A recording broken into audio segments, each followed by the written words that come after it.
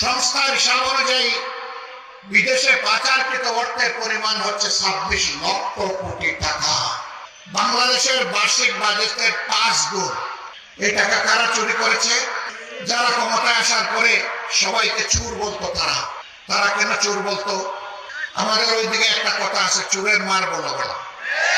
আপনাদের এইদিকে এটা নাই, এইদিকেও আছে। চোরের মাঝে তার গলাটা বড়ই হয়। সব জায়গায় গরু চুরি হয়, মাঝে মাঝে হয় না? আমাদের ওইদিকে একবার গরু চুরি হয়েছে। মালিক খবর পেয়েছে যে নির্দিষ্ট একটা গ্রামের চোররা তার গরু চুরি করে নিয়েছে।